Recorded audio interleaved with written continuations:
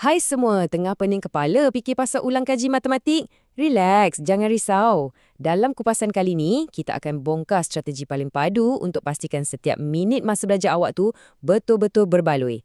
Jom kita mulakan. Bila tengok je sukatan pelajaran matematik, tebal kan? Rasa macam nak mula dari mana ni? Memang boleh buntu. Tapi jangan risau, anggap je kupasan ni macam GPS untuk ulang kaji awak. Kami akan tunjukkan hotspot mana yang patut awak tumpukan tenaga untuk dapat hasil maksimum. Okey, jom kita terus masuk gear 1. Macam nak bina rumah, kena ada tapak yang kukuh kan? Dalam matematik, tapak tu tak lain tak bukan algebra dan graf. Jom kita bina keyakinan awak dekat sini dulu. Perkara pertama, dan yang ni memang tak boleh nego, fungsi dan persamaan kuadratik. Awak wajib, saya ulang, wajib mahir selesaikan persamaan, laka graf tu biar cantik dan cari titik maksimum atau minimum. Kenapa? Sebab inilah ibu kepada banyak soalan aplikasi dalam kertas 2 nanti.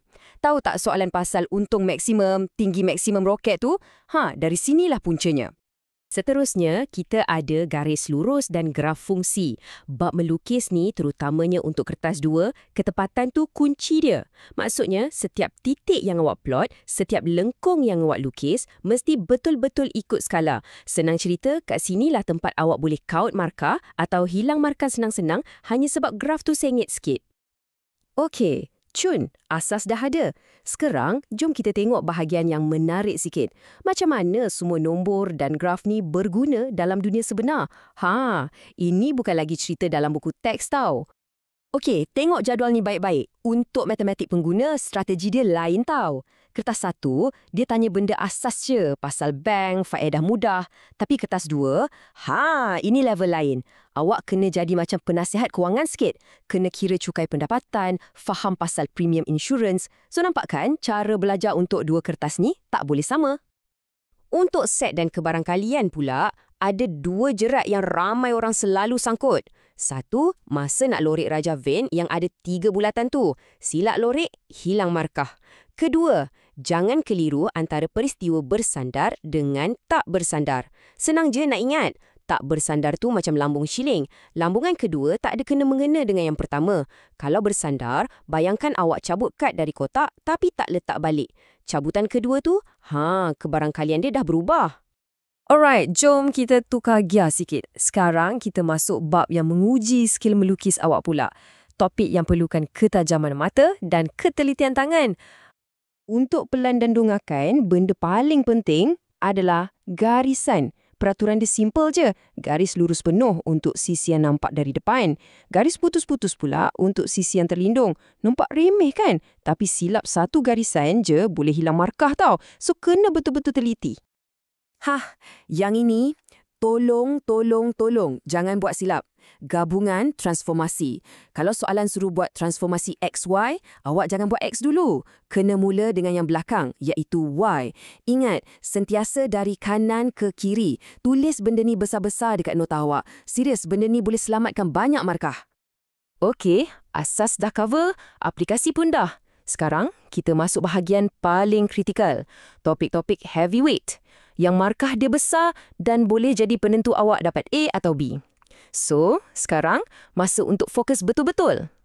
Topik pertama dalam senarai wajib skor kita, matriks songsang. Kenapa benda ni penting sangat? Sebab ia adalah jalan pintas paling power untuk selesaikan soalan persamaan serentak. Dan soalan macam ni hampir pasti akan keluar. Kalau ada satu benda je yang awak kena ingat dari kupasan ni, tolong ingat ayat ni. Hampir pasti diuji. Ini bukan main teka-teka tau.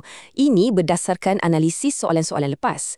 So, kalau awak abaikan topik ni, samalah macam awak sengaja bagi markah percuma dekat orang lain. Rugi besar.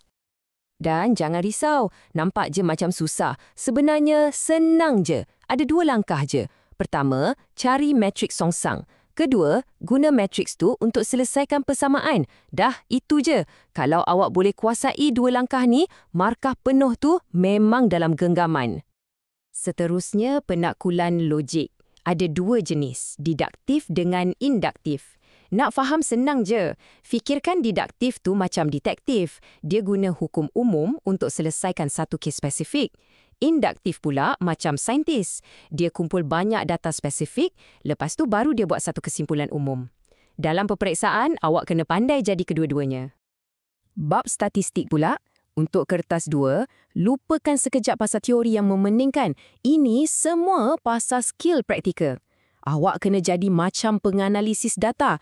Tangan kena cekap melukis histogram dengan OGIF. Mata kena tajam cari median dan kuartil dari graf tu. Lepas tu, kena pandai kira sisihan piawai.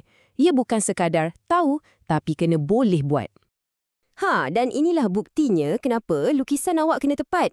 Penat-penat lukis OGIF tu semua, tujuannya satu je. Nak dapatkan satu nombor yang spesifik macam 45.5 ni.